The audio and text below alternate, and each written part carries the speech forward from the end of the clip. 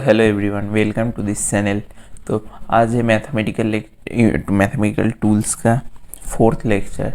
तो previous day मतलब previous जितने भी लेक्चर्स हुए थे उसमें हम लेक्चर 1 में हम ट्रिग्नोमेट्री, कोऑर्डिनेट ज्योमेट्री, लेक्चर 2 में हम एलजेब्रा, कैलकुलस और लेक्चर 3 में वेक्टर शुरू किए थे, जिसमें हम क्लासिफिकेशन ऑफ वेक्टर बहुत सारा क्लासिफिकेशन पढ़ाया था। उसके बाद वेक्टर एलजेब्रा जो लॉज है, triangle law, parallelogram law, polygon law, ये सब पढ़ाया था। उसके बाद एडिशन, सब्ट्रैक्शन, ये सब भी पढ़ाया था। और finding the angle between vector वो भी पढ़ाया था। तो उसके बाद आज कंटिन्यू करेंगे वेक्टर ही। तो चलिए शुरू करते हैं। तो आज वेक्टर कंटिन्यू करेंगे, जिसमें फर्स्ट टॉपिक है resolution of vectors.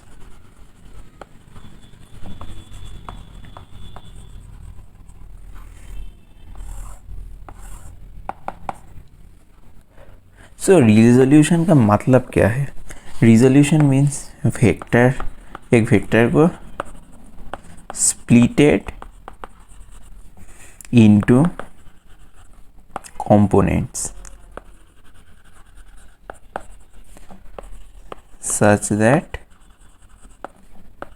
net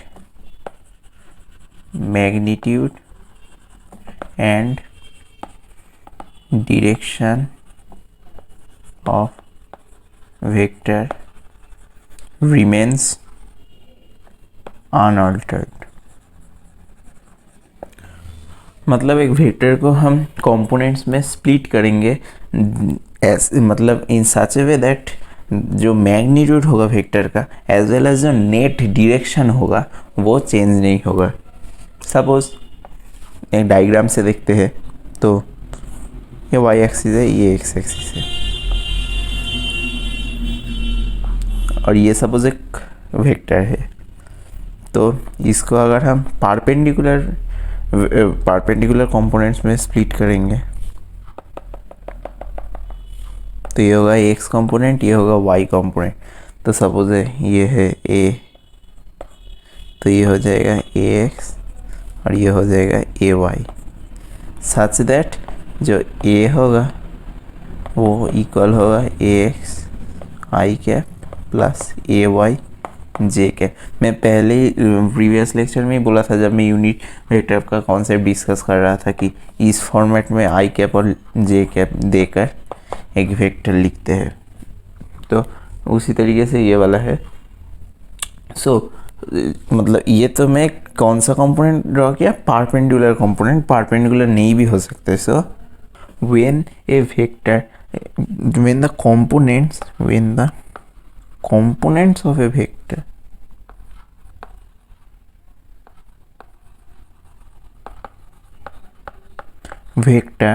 are perpendicular to each other,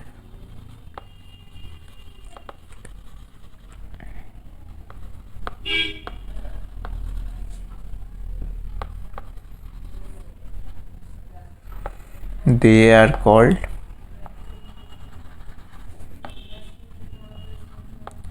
rectangular components।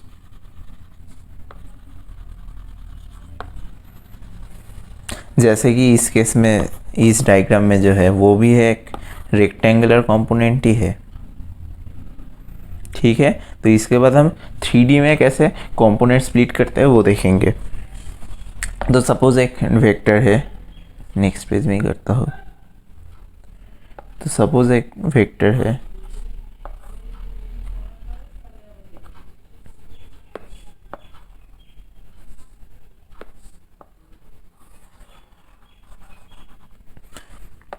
तो ये एक वेक्टर है। तो इसका जो अगर इसका हम कंपोनेंट्स ले तो ये हो जाएगा जेड, मतलब एक्स एक्सिस में ये कंपोनेंट है।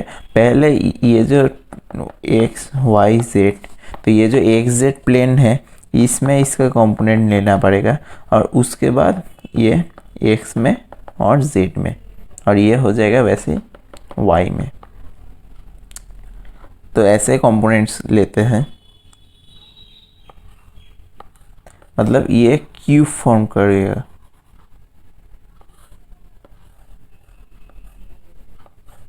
ये कैसे क्यूब फॉर्म करेगा, थोड़ा इस जगह थोड़ा फ्रेश कर लेता हूँ।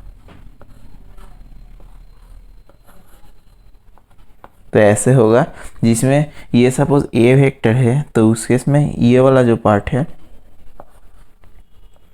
वो क्या हो जाएगा, ए एक्स, ये वाला पार्ट हो जाएगा ए वाई, और ये हो जाएगा ए जेड। तो ये है 3D में कंपोनेंट स्प्लिट करना।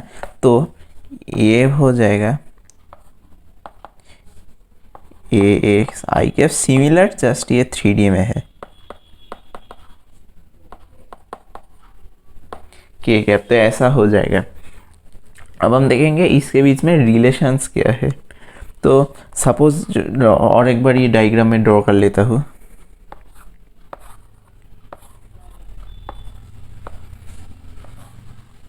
तो सपोज ये जो 3 एक्सिस है इसके साथ एंगल है अल्फा, बीटा और गामा।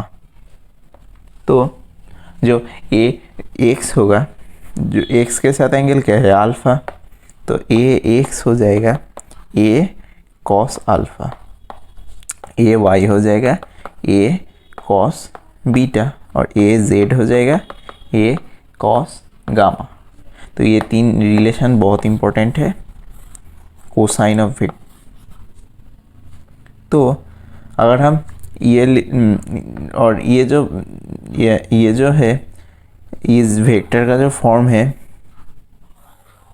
इससे हम मैग्नीट्यूड तो निकल सकते हैं, दैट इज जो हम पढ़े थे ट्रायंगल लॉ या फिर पैरेललोग्राम लॉ में, ए x square plus A Y square plus A Z square. और इसको हम ये भी लिख सकते हैं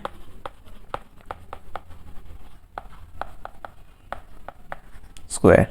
तो इसको ये अगर हम रीअरेंज करेंगे तो cos square alpha plus cos square beta plus cos square gamma, ये क्या बन जाएगा। इससे अगर हम वैल्यू पुट करेंगे तो कॉस अल्फा क्या है, ए एक्स बाई ए का स्क्वायर। सिमिलरली कॉस बीटा क्या है, ए वाई बाई ए का स्क्वायर, और कॉस गामा क्या है, ए जेड बाई ए का square.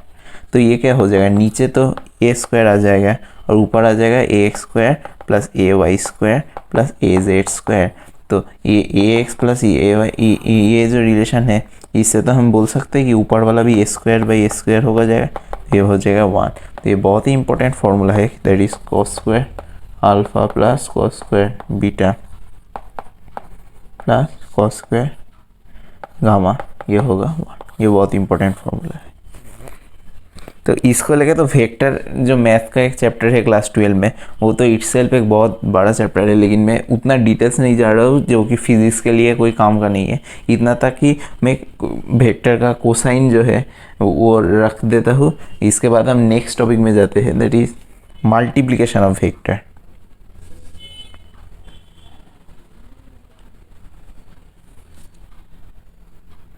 So next topic is multiplication of vector.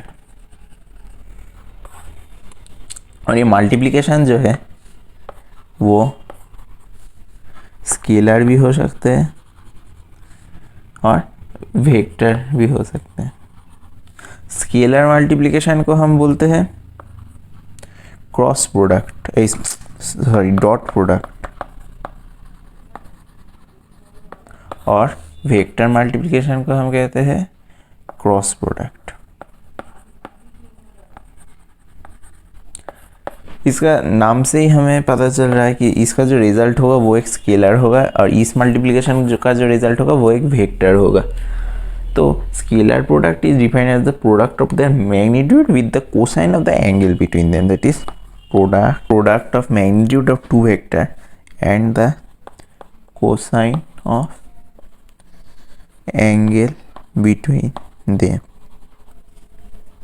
ठीक है, तो इसका मैथमेटिकल फॉर्म में सपोज ए एक वेक्टर है और डॉट, ये डॉट मतलब डॉट प्रोडक्ट, बी एक वेक्टर है तो ये बन जाएगा magnitude of A into magnitude of B into cos theta, और theta is the angle between A and B. Suppose ये ए है और ये बी है, तो ये थीटा है इस दोनों के बीच में एंगल। तो ये भी एक मैग्नीट्यूड, ये भी एक मैग्नीट्यूड और ये भी एक मैग्नीट्यूड। तो अल्टीमेट क्या होगा, जो रिजल्ट आएगा वो तो एक स्केलर ही होगा, इसमें तो डायरेक्शन का कोई बात ही नहीं है। ठीक है, तो इसके बाद हम देखते हैं क्रॉस प्रोडक्ट। और डॉट प्रोडक्ट में और एक चीज़, ये जो कॉस थीटा है, ये कॉस थीटा जो है इसका वैल्यू पॉजिटिव कब होता है, जब थीटा का वैल्यू होता है 90 से 0 के बीच में, और ये नेगेटिव कब होता है, जब ये होता है 90 से 180 के बीच में। हम 180 से ज़्यादा नहीं लेंगे, क्योंकि अगर 180 से ज़्यादा लेंगे तो उसका तो एक्यूट एंगल जो होगा वही कंसीडर करेंगे ना, इसलिए हम 180 से ज़्यादा का केस कंसीडर नहीं करेंगे। तो ये हो जाएगा पॉजिटिव या फिर नेगेटिव का केस। ठीक है, और इसके बाद हम देखते हैं क्रॉस प्रोडक्ट। तो क्रॉस प्रोडक्ट क्या है, ये सिमिलर है, और ये तो मैं बोला ही था कि वेक्टर मतलब क्या है, इसका रिजल्ट भी तो एक वेक्टर प्रोडक्ट वेक्टर ही होगा। तो product of two vector with sine of angle between them and perpendicular, ये परपेंडिकुलर का सिंबल है, परपेंडिकुलर टू ईच वेक्टर। ये बहुत इंपॉर्टेंट है, परपेंडिकुलर टू ईच वेक्टर मतलब क्या है, इसका एक डायरेक्शन भी है स्पेसिफाइड। सो इसका मैथमेटिकल फॉर्म है A vector cross B vector equal to A B sine theta, और इसका एक डायरेक्शन भी होगा। तो डायरेक्शन क्या होगा, सपोज ये ए है और ये बी है, ए बी। तो अगर हम हमारा जो उंगली है मतलब राइट हैंड है, उसको अगर लेके ऐसे ए से बी तक हम घुमाएंगे तो जो थंब दिस डायरेक्शन में पॉइंट करेगा, फाइनल क्रॉस प्रोडक्ट जो होगा उसका डायरेक्शन भी उस तरफ ही होगा, that is perpendicular to both A and B. मतलब ए और बी एक प्लेन में है तो ये हो जाएगा उस प्लेन का परपेंडिकुलर, यही है क्रॉस प्रोडक्ट। तो ये राइट हैंड थंब रूल है जिससे हम इसका डायरेक्शन फाइंड कर सकते हैं।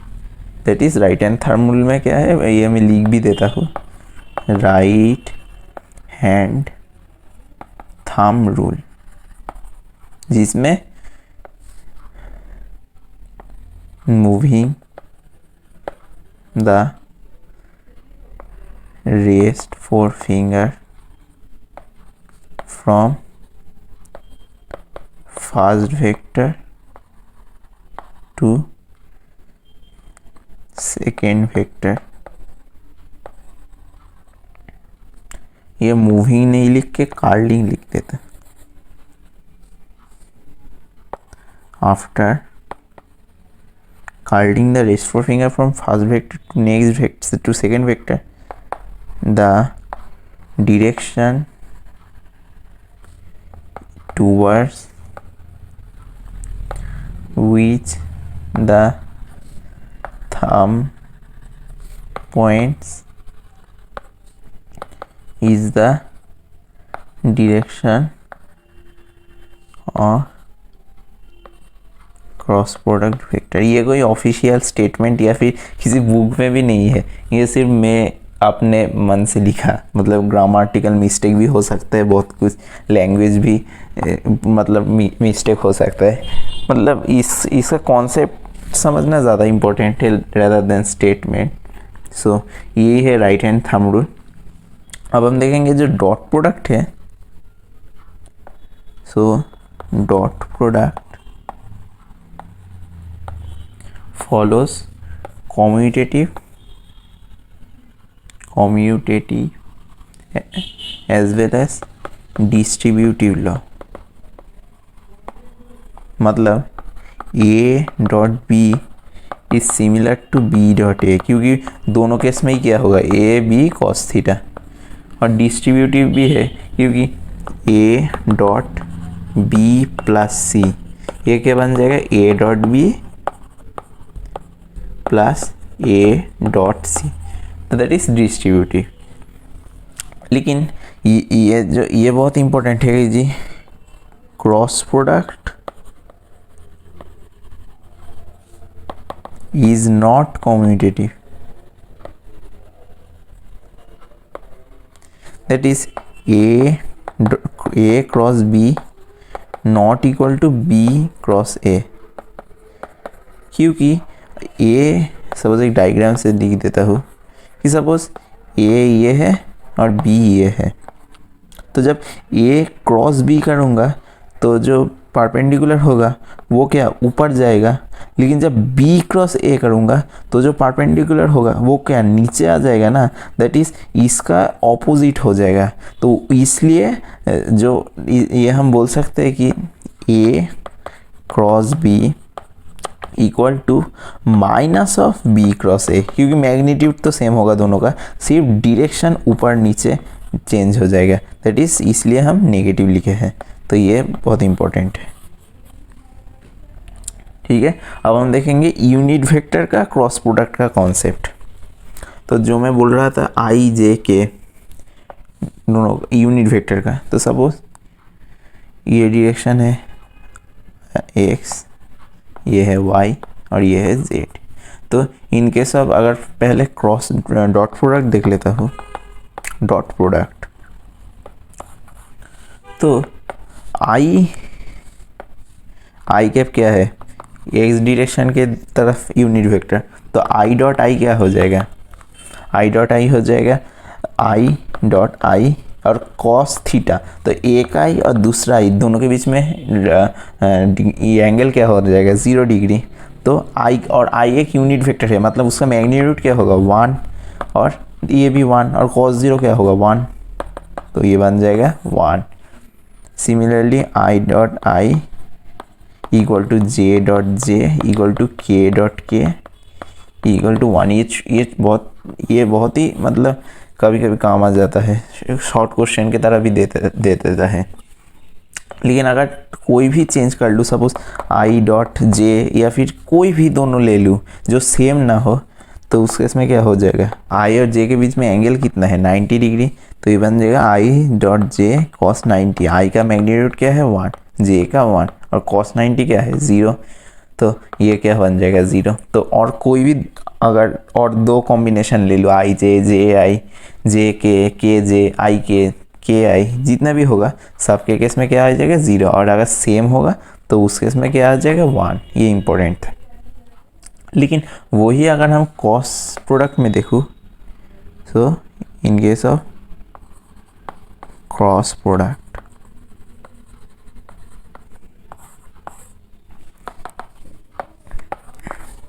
तो वही same diagram X Y Z, लेकिन इस केस में इस क्रॉस प्रोडक्ट का केस थोड़ा डिफरेंट है और ये थोड़ा मतलब कॉम्प्लिकेटेड भी है डॉट प्रोडक्ट से, क्योंकि आई क्रॉस आई अगर मैं करूँगा तो ये तो सिंपल है, आई क्या है 1 1 और साइन 0, मतलब ये 0 बन जाएगा। तो क्योंकि ये 0 है तो ये क्या हो जाएगा नाल वेक्टर, तो इसका कोई स्पेसिफाइड डायरेक्शन भी नहीं है। लेकिन अगर और दो केस, सपोज आई क्रॉस जे, तो उस केस में क्या हो जाएगा 1 डॉट 1 साइन 90, तो 1 इंटू 1 इंटू 1, ये क्रॉस नहीं है, ये मल्टीप्लीकेशन है, तो ये बन जाएगा 1। ठीक है, और इसका डायरेक्शन क्या होगा ये और भी इम्पोर्टेंट है। तो ये है आई कैप, ये है जे कैप।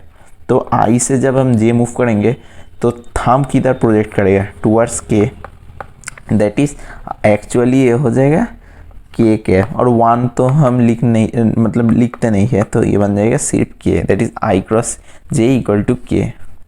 सिमिलरली अगर हम जे क्रॉस के करेंगे तो ऐसे ही करके देखिए के क्रॉस जे, सॉरी जे क्रॉस के, तो ये बन जाएगा क्या आई कैप।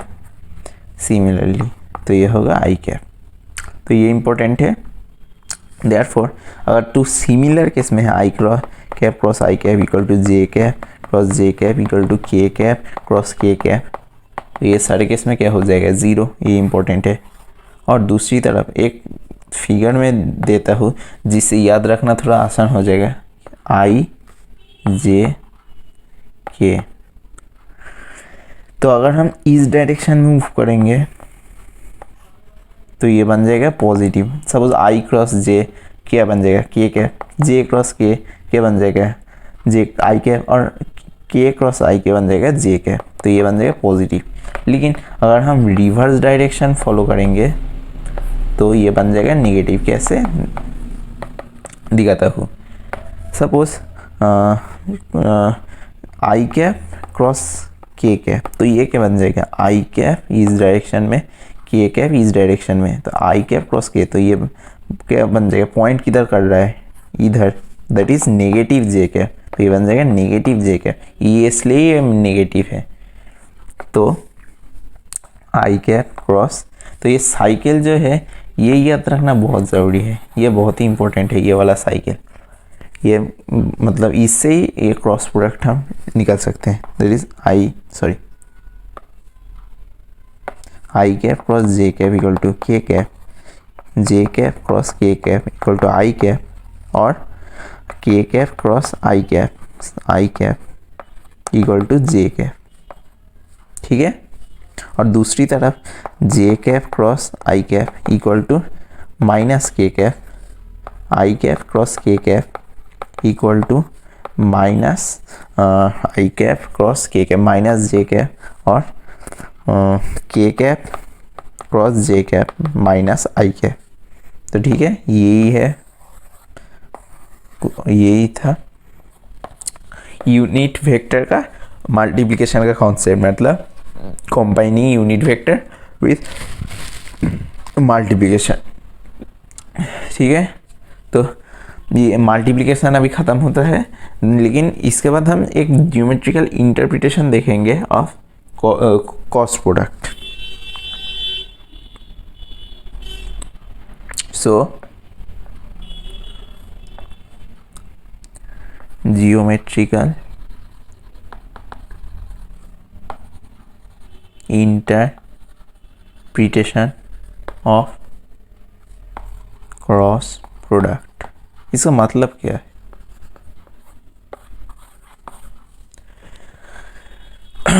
सपोज एक पैरेललोग्राम ड्रॉ कर लेता हूँ,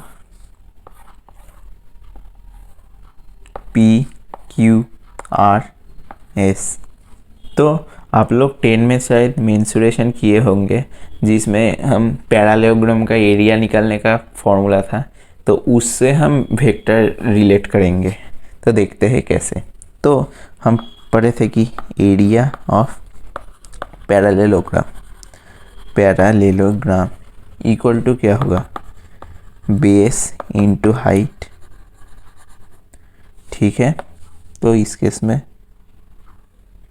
ये सपोज एक परपेंडिकुलर ड्रॉ कर लेता हूँ, ये बन जाएगा थीटा। तो base into height, that is, इस केस में जो पैरेललोग्राम है उसका बेस क्या है, QR, और हाइट क्या है, PN। ठीक है, इस केस में मैग्नीट्यूड लिखते हैं। तो QR ये कोई क्रॉस प्रोडक्ट नहीं है, ये सिर्फ एक मल्टीप्लिकेशन का सिंबल है। ठीक है, तो ये हो जाएगा QR इंटू PN, जो है बेस, और PN है परपेंडिकुलर। और ये जो PN है इसको क्या हम लिख सकते हैं कि ये PN इक्वल टू PQ का साइन थीटा। ये तो हम राइट एंगल ट्रायंगल का कॉन्सेप्ट से लिख ही सकते हैं ना। तो ये हो जाएगा QR इंटू PN को ही हम लिखेंगे PQ साइन थीटा।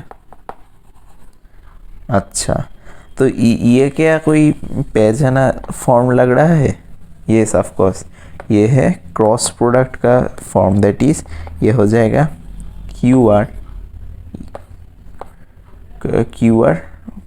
एक मिनट, यह मॉड नहीं होगा, QR क्रॉस QP, और क्योंकि ये एक एरिया है इसलिए हम अभी के लिए इसे, लेकिन हम बाद में पढ़ेंगे कि एरिया भी एक वेक्टर क्वांटिटी होता है, लेकिन एरिया का मैग्नीट्यूड होगा QR क्रॉस QP होगा, QR क्रॉस QP। तो ये बन जाएगा एरिया ऑफ पैरेललोग्राम। और अगर इसको हम हाफ कर दें तो ये जो एरिया ऑफ ट्रायंगल, इससे ही हम बोल सकते हैं। तो अगर हम area of triangle P Q R यहाँ से ही कैलकुलेट कर सकते हैं, area of triangle P Q R वो क्या होगा, half of parallelogram that is half into Q R cross Q P. तो ये हो जाएगा area of triangle P Q R. ठीक है, तो यही इम्पोर्टेंट है। तो यही था जो जियोमेट्रिकल इंटरप्रिटेशन। अब हम और एक चीज़ देख लेते हैं कि जब रिवर्स में पूछेंगे, मतलब एक अगर एंगल फाइंड करना बोलेंगे तो क्या करेंगे। तो सपोज ये एक ए है और बी है, तो इसके बीच में एंगल फाइंड करना बोलेंगे तो क्या करेंगे। तो ए क्रॉस बी, इससे भी हम निकाल सकते हैं, that is A B sine theta. तो थीटा इस ये क्या हो जाएगा, ए क्रॉस बी का मॉड वैल्यू लेंगे क्योंकि मैग्नीट्यूड फाइंड करना पड़ेगा, divided by A vector B vector. ये जो ए क्रॉस बी है मतलब इस डायरेक्शन में जो ये इस डायरेक्शन में जो परपेंडिकुलर होगा इसका क्रॉस प्रोडक्ट, उसका जो मैग्नीट्यूड है वो मैग्नीट्यूड हम इस न्यूमरेटर में मतलब देंगे। ये है साइन थीटा। तो थीटा क्या हो जाएगा, sine inverse mod of A cross B by mod A into mod B. ठीक है, तो ये हो जाएगा। सिमिलरली अगर हम कॉस के पॉइंट ऑफ व्यू से करेंगे तो सिमिलरली मैं फिर से नहीं कर रहा हूँ, तो ये बन जाएगा cos inverse of A dot B. ये तो एक स्केलर प्रोडक्ट ही होगा लेकिन फिर भी मैग्नीट्यूड लिख देता हूँ क्योंकि मतलब सॉरी इसमें मैग्नीट्यूड मार देना मैं गलत कह दिया, क्योंकि अगर नेगेटिव होगा तो तब तो कॉस का वैल्यू भी नेगेटिव, मतलब वो 90 से 180 होना चाहिए। मतलब वो तो हमेशा 0 से 90 रहेगा ना अगर मॉड दे देंगे। तो इस केस में न्यूमरेटर में मॉड नहीं देंगे, डिवाइडेड बाई प्लीज जो है मैग्नीट्यूड दे देंगे। तो ये है सिमिलरली सिर्फ ये डॉट प्रोडक्ट से अगर एंगल निकलना पड़ेगा तो।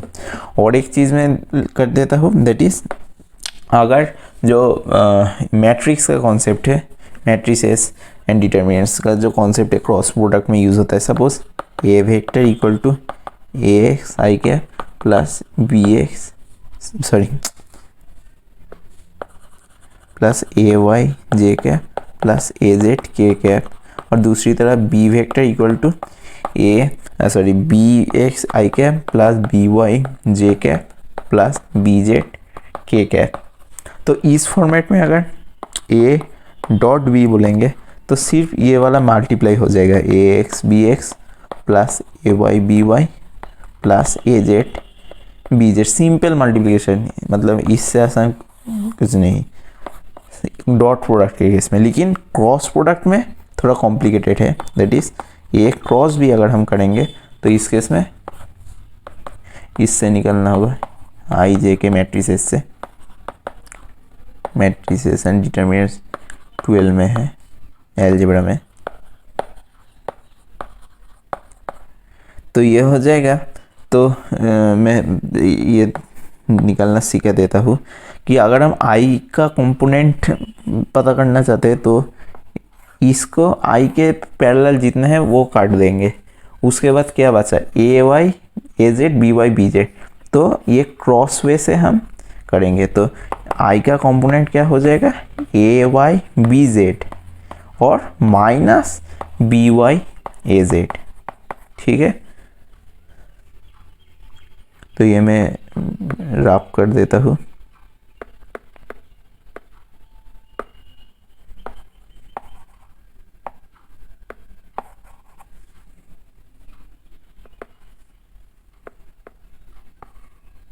हाँ, अब अगर हम जेड के केस में करेंगे तो क्या बचा, लेकिन जेड के केस में उल्टा होगा, दैट इज पहले नीचे वाला बी ए, जेड के केस में उल्टा हो जाएगा, that is B X A Z minus A X B Z. ठीक है, तो अब अगर हम के केस में करेंगे तो के का कट कर देंगे तो क्या बचा, के केस में भी वही होगा जो आई के था, दैट इज ऊपर, मतलब ऊपर वाला पहले होगा फिर नीचे वाला, प्लस के इंटू ए एक्स बी वाई के कैप माइनस बी एक्स ए वाई। ठीक है, तो इसको ही और भी सिंप्लीफाइड तरीके से मतलब कैलकुलेट करना पड़ेगा फिर फर्दर न्यूमेरिकल केस में। इस केस में तो इससे कोई सिंप्लीफाइड फॉर्म नहीं होगा। ठीक है, तो इस तरीके से हम कर सकते हैं। तो ये था, अगर वेक्टर फॉर्म में देगा तो ऐसे करेंगे। इसके बाद हम और एक लास्ट चीज़ करेंगे, that is projection of one vector. तो ये है इस वेक्टर का last topic, projection of one vector on other.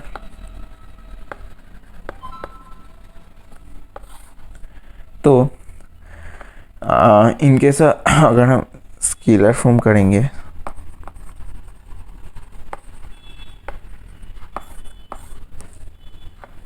तो सपोज ये है ए, ये है बी, ए बी, ठीक है, स्केलर फॉर्म में। तो अगर हम प्रोजेक्शन ऑफ बी निकलना चाहे और ए, ठीक है, तो ये वाला क्या हो जाएगा, B cos theta, projection of B on A. तो बी कॉस थीटा को हम ये क्या लिख सकते हैं, that is A B cos theta by A तो कट जाएगा, और ए बी कॉस थीटा क्या है, A dot B by mod of A, mod है वैल्यू लिखेंगे। ठीक है, तो ये है प्रोजेक्शन ऑफ ए और B, sorry projection of B on A on B नहीं, projection of B on A. तो ये वाला इम्पोर्टेंट है। सिमिलरली अगर हम जो और एक चीज़ अगर हम वेक्टर फॉर्म में करेंगे तो इस केस में थोड़ा कॉम्प्लिकेटेड है, क्योंकि ये सेम चीज़ मैं फिर से ड्रॉ नहीं कर रहा हूँ। तो इस केस में जो हो जाएगा वेक्टर फॉर्म क्या होगा, बी कॉस थीटा तो होगा, लेकिन क्योंकि ये वेक्टर है तो डायरेक्शन भी तो होगा, दैट इज़ ये डायरेक्शन का यूनिट वेक्टर होगा, क्योंकि डायरेक्शन भी स्पेसिफाई करना पड़ेगा। तो ये हो जाएगा, इसको अगर हम सिंप्लीफाई करेंगे तो ये बन जाएगा ए बी का dot divided by A vector into A क्या। ठीक है, तो ये है सिर्फ इस केस में ए वेक्टर और यूनिट, मतलब इसको कभी कभी निकलना भी पड़ सकता है ये कैप को, तो उसके बाद फर्दर कैलकुलेशन होगा। वो अगर न्यूमेरिकल वैल्यू होगा तो मतलब पता चलेगा कि अगर निकलना पड़ेगा या फिर दे देगा। तो ये ए का यूनिट वेक्टर उस वेक्टर के केस में, वेक्टर का प्रोजेक्शन में केस में निकलना पड़ेगा, और स्केलर फॉर्म का प्रोजेक्शन में नहीं निकलना पड़ेगा। तो इसी के साथ वेक्टर ख़त्म होता है और मैथमेटिकल टूल्स भी ख़त्म होता है। तो पार्ट 1, पार्ट 2, पार्ट 3, पार्ट 4, तो इनमें से अगर आप कोई भी लेक्चर मिस कर लिए तो ज़रूर देख लेना, क्योंकि ये मैं जितना थ्योरी है, मतलब कम से कम नीट के लिए तो कुछ थ्योरी का मुझे नहीं लगता कुछ बचता है, लेकिन फिर भी अगर आपको लगता है कि कुछ बच गया तो ज़रूर कमेंट में मेंशन कर देना, तो मैं वो भी कवर कर लूँगा। लेकिन मैं श्योर हूँ कि मैं most of the cheese he cover कर लिया है, जो कि यूट्यूब में कम से कम इतना कंटेंट थियोरिटिकल अवेलेबल नहीं होता है, मतलब। तो ठीक है, तो थैंक यू। इसी के साथ वेक्टर और मैथमेटिकल टूल्स ख़त्म होता है। कोई भी लेक्चर अगर मिस कर लिए तो देख लेना, और प्रीवियस जितने भी लेक्चर्स है वो भी देख लेना, क्योंकि वो आपके भलाई के लिए है। और अगर ये वीडियो अच्छा लगा तो लाइक कर देना और इस चैनल को सब्सक्राइब कर देना, ताकि जो और बेल आइकन दबा देना ताकि नोटिफिकेशन मिल जाए, और दोस्तों के साथ शेयर कर देना। तो थैंक यू वेरी मच। तो इस लेक्चर को बाइंड अप करते हैं। तो thank you very much. Stay safe, stay healthy.